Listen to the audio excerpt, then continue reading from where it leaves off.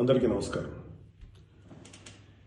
ఒక జనసేన కార్యకర్తగా కాదు, ఒక ప్రభుత్వానికి సంబంధించిన ఎమ్మెల్సీగా కాదు, లేకపోతే ఒక కుటుంబానికి సంబంధించినటువంటి వ్యక్తిగా కాదు, ఒక సినిమా మనిషిగా కాదు, ఒక మామూలు హ్యూమన్ బీయింగ్గా నేను ఈ మాట మాట్లాడుతున్నాను. దీంట్లో ఎవరికైనా సరే వివాదాస్పదం చేయాలనుకుంటే అది మీ వ్యక్తిగత ఇష్టం. కానీ ఒక విషయం మాత్రం మీతో స్పష్టంగా చెప్పాలనుకుంటుంది ఏంటంటే,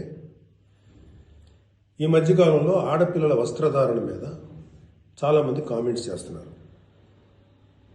ఓపెన్గా మాట్లాడాలంటే ఈ మధ్యకాలంలో శివాజీ మాట్లాడాడు. Shivaji is not my target. ఒకవేళ అతను ఎవరన్నా సరే శివాజీ నా టార్గెట్ అనుకుంటే అది మీ ఇష్టం. కానీ ఒక టైప్ ఆఫ్ మన సమాజంలో ఒక రకమైన రుగ్మత వెళుతుంది. అదేంటంటే moral policing. It's called moral policing. ఎంత మిత్తులో బతుకుతున్నారంటే సామాన్య జనం చాలామంది ఈ మేల్ చావనిస్టిక్ సొసైటీ, మగ అహంకారంతో ఉన్నటువంటి మన సమాజం, ఆడపిల్ల ఎలా ఉండాలి, ఆడపిల్ల వస్త్రధారణ ఎలా ఉండాలి, ఆడపిల్లలు ఎలా మాట్లాడాలి, ఆడపిల్లలు ఏం మాట్లాడాలి, ఏమి మాట్లాడకూడదు, దీని మీద ప్రతి ఒక్కడు, అతను పండితుడు కానించి పామరుడు దాకా ప్రతి ఒక్కడు ఆడపిల్ల ఎలా ఉండాలో మాట్లాడతారు. ఫస్ట్ పాయింట్, దీన్ని మోరల్ పోలీసింగ్ అంటారు. ఇది ఎగెనెస్ట్ కాన్స్టిట్యూషన్. ఒక ఆడపిల్ల ఇలాంటి వస్త్రధారణ చేసుకోకూడదు, ఒక ఆడపిల్ల ఇలాంటి వస్త్రధారణ చేసుకోవాలి అని చెప్పడానికి మీకేం హక్కు ఉంది? ఏ రైట్ ఉంది మీకు?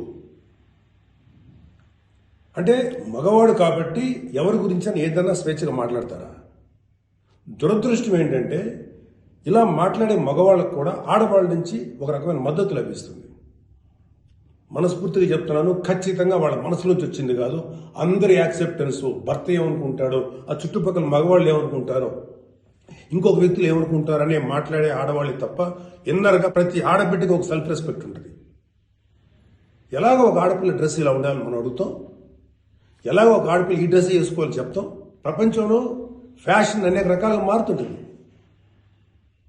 అది ఎలాగైనా ఉండొచ్చు.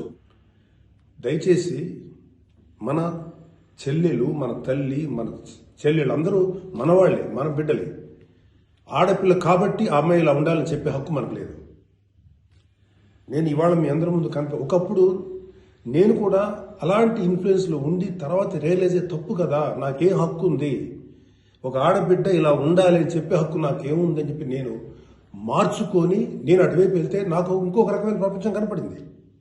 అరే వాళ్ళు ఏం తప్పు చేశారయ్యా, వాళ్ళు ఏం తప్పులు చేశారని చెప్పి వాళ్ళని అడ్డగోలుగా మీద పడిపోతున్నాం. ఇలా డ్రెస్ వేసుకోకపోతే చాలా వాళ్ళని ఒక తప్పుడు క్యారెక్టర్లుగా ఎలా ట్రీట్ చేస్తారు? సరే, ఒక విషయం చెప్తున్నాను. ప్రపంచవ్యాప్తంగా ఉన్న విషయం ఏంటంటే, ఆడపిల్లల మీద జరిగేటువంటి అట్రాసిటీస్ వాళ్ళు వేసుకున్న వస్త్రధారణ మీద కాదు, మగవాడి యొక్క క్రూరత్వం, మగవాడి యొక్క బలం, పశుబలం, వీటి మీద దీనికి తగ్గట్టుగా వాడి పశుబలానికి, వాడి క్రూరత్వానికి తగ్గట్టుగా ఆడపిల్లలు బలైపోతారు తప్ప ఏ ఆడపిల్ల కూడా వస్త్రధారణ మీద అవ్వలేదు. ఇది మిత్. మీరు కావాలంటే ఏ ఛానల్లను చూడండి, ఏ యూట్యూబ్లను కొట్టండి, లేకపోతే ఏ గూగుల్లోనే వెతకండి, చరిత్ర చూసుకోండి. ప్రతివాడు స్టేజ్ ఎక్కేసి ఆడపిల్ల ఇలా ఉండాలి, అలా ఉండాలి, మీరు ఎప్పుడు చెప్పడానికి ఆడపిల్ల ఇలా ఉండాలండి? బతకనేయండి. ఏ మగవాడితో సమానంగా బతికే హక్కు లేదా ఆడపిల్లలకి? ఏ వాళ్ళకి నచ్చిన డ్రెస్ వేసుకునే హక్కు లేదా? సెక్యూరిటీ అనేది ప్రతి ఒక్కరి హక్కు, ప్రతి ఒక్కరి ఇవ్వదు, ఆడ కానీ మగ కానీ. అయితే ఎస్పెషల్లీ ఆడపిల్లలు రక్షించాల్సినటువంటి వ్యవస్థలు, ఆడపిల్లలు రక్షించాల్సినటువంటి పరిస్థితులు లేవు. అంటే మోస్ట్ ఇన్సెక్యూర్డ్ ప్రపంచంలోనే ఇంకా మనం ఉన్నాం. నా యొక్క కన్సర్న్ ఏంటంటే, మీరు ఎలాగైనా ఉండండి అమ్మా, ఎంత స్వేచ్ఛగానే ఉండండి, ఎలాంటి వస్త్రధారణను చేసుకోండి. కానీ మీరు అది సెలబ్రిటీ అవనండి, సినిమా యాక్టర్స్ అవనండి, పాలిటిక్స్లో ఉన్నటువంటి ఫిమేల్ అవనండి, చిన్నపిల్లలు అవనండి, పెద్దవాళ్ళు అవనండి, మీరు బయటికి వెళ్ళేటప్పుడు, మీరు వెళ్ళాల్సినప్పుడు ప్రాపర్ రక్షణ వ్యవస్థను ఏర్పాటు చేసుకోండి. వ్యక్తిగతంగా మిమ్మల్ని మీరు రక్షించుకునేటువంటి వ్యవస్థను ఏర్పాటు చేసుకోండి. మీరు అవసరమైతే ఒక ఆత్మరక్షణ సంబంధించినటువంటి విద్యలను నేర్చుకోండి, లేదా ప్రాపర్ ప్రొటెక్షన్ అంటే ఒక సెక్యూరిటీ పెట్టుకుని ముందుకెళ్ళండి. మన దురదృష్టం, మన కర్మ ఏంటంటే ఇంకా మేల్ చావనిస్టిక్ పిగ్స్ ఉన్నటువంటి మన సమాజం ఇది. దుర్మార్గులైనటువంటి మగ జాతి ఉన్నటువంటి సమాజం ఉంది. ఎలా పడితే అలాగ అవకాశం దొరికితే చిన్న పెద్ద తేడా లేకుండా పశువుల్లో ప్రవర్తించేటువంటి మనస్తత్వం చాలా మంది మగవాళ్ళలో ఉంది. పబ్లిక్లో ఒకేసారి గుంపుగా చేసేటువంటి అకృత్యానికి మేము దొరకమనేటువంటి మనస్తత్వం ఉన్నారు.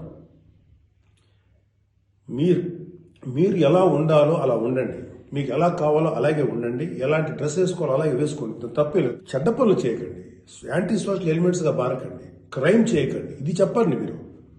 అంతేగాని ఇలాంటి డ్రెస్ వేసుకోవద్దు, ఇలా ఉండొద్దు, ఎలా హక్కు ఉందండి మనకి? మగవాళ్ళకి ఏ హక్కు ఉందండి? మహా చెప్పాలనుకుంటే అమ్మ మీ మీద ఎవరైనా అటాక్ చేస్తే తిరిగి కొట్టగలిగేటువంటి శక్తిని సంపాదించుకోండి, డిఫెన్స్ నేర్చుకోండి.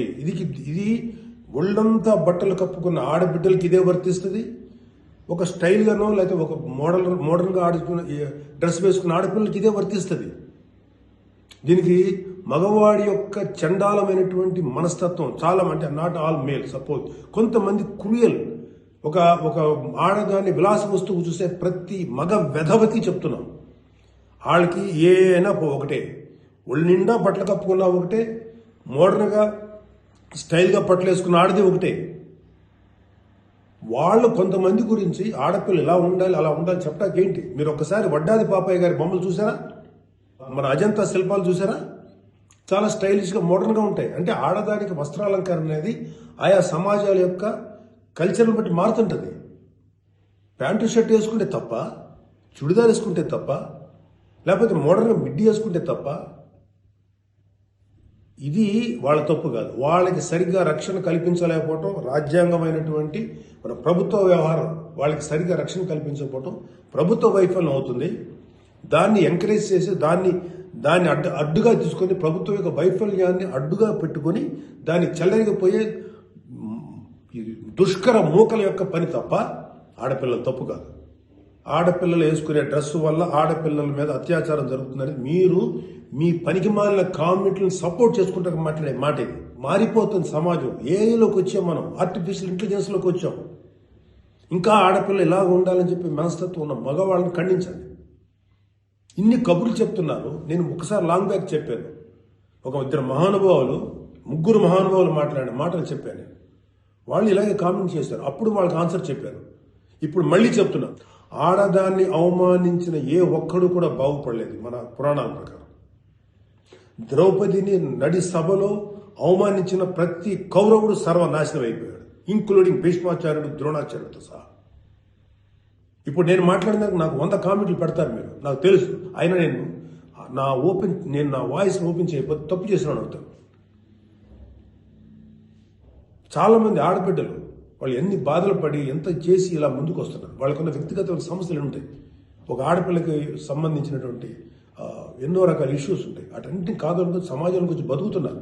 ఐఏఎస్లు అవుతున్నారు, ఐపీఎస్లు అవుతున్నారు, లేకపోతే పెద్ద పెద్ద పొజిషన్స్లో ఉన్నారు,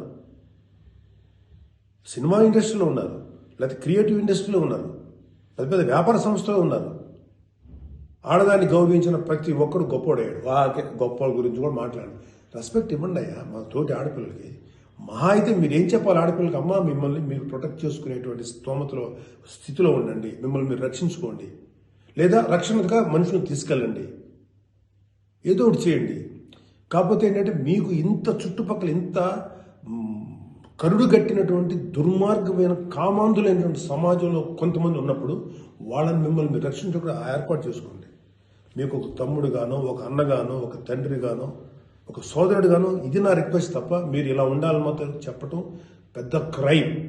ఆడపిల్లలు ఉండాలని చెప్పేది పెద్ద క్రైమ్, వెరీ బిగ్ మిస్టేక్. ఇది ఇలాంటి దాన్ని మాట్లాడినందుకు ఒక వ్యక్తి యొక్క వ్యక్తిత్వం పక్కన పెడితే ఇలాంటి మాట్లాడినందుకు ఈ మాటలు సపోర్ట్ చేసేటువంటి స్త్రీల గురించి నాకు బాధ అనిపిస్తుంది. ఇలా మాట్లాడతారా? మీ తోటి ఆడపిల్లను ఒకడెవడో అంటే వాడికి సపోర్ట్ చేస్తారా మీరు? అలాంటి దుర్మార్గమైనటువంటి ఆలోచన సపోర్ట్ చేస్తారా? కమాన్ మా బయటకు వచ్చి ఓపెన్ చేయండి, మీ మౌత్, మీ వాయిస్ ఓపెన్ చేయండి, ఫైట్. ఈ చాదస్తపు మెంటాలిటీ ఉన్నటువంటి మగ వెధవులకి ఇలాంటి ఆలోచించే సన్నాసులకి, అలాగే ఇలాగ దాన్ని సపోర్ట్ చేసే పిచ్చి వాళ్ళు ఆడవాళ్ళు, ఆ మగవాళ్ళ యొక్క అణిచివేతకు గురైతున్న ఆడవాళ్ళు మాట్లాడే మాటలకి మీరు ఎదురించి మాట్లాడమ్మా. Please come and voice out. ఎంతసేపటికి సమాజంలో ఇలాగా ఆడబిడ్డలు విక్టిమ్స్ అయిపోయారు, ఎన్ని రకాలుగా అవమానించబడుతున్నారు, హింస చేయబడుతున్నారు, హింస పెట్టబడుతున్నారు. వాళ్ళని మీరు సపోర్ట్ చేయాలి. వాళ్ళని సపోర్ట్ చేయకుండా వాళ్ళ మీద అట్రాసిటీస్ చేసే వాళ్ళని సపోర్ట్ చేస్తారేంటి? ఆడబిడ్డలు కదా, ఎవరైతే నష్టపోయారో వాళ్ళు కదా మీరు సపోర్ట్ చేయాలి. ఒక మాల్లో ఒక ఆడబిడ్డ మీద అవమానించిన ఆ మగవాళ్ళని కెమెరాలో పట్టుకొని ఎవడెవడో ఎరగదీసి, మత్తలు ఎరగదీసి చెప్పుతో సెంటర్లో కొట్టుకుంటూ తీసుకెళ్ళాలి కదా. అది కదా మీరు చేయాల్సిన పని.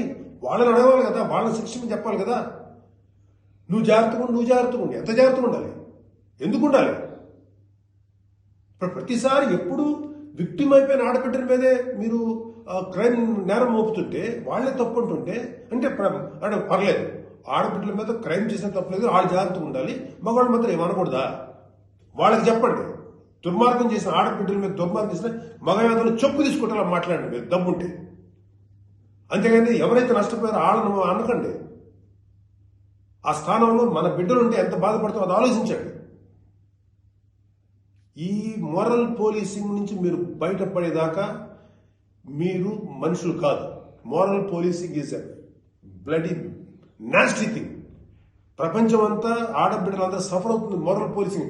ఈ మోరల్ పోలీసింగ్ ఎక్కువ ఆడపిల్లల మీద రుద్దపడుతుంది. ప్రపంచవ్యాప్తంగా ఆడపిల్లల మీద రుద్దపడుతుంది. ఎవరైతే సమాజంలో గొప్పగా మాట్లాడుకున్న వ్యక్తులు ఉన్నారో వాళ్ళకి చెప్పండి.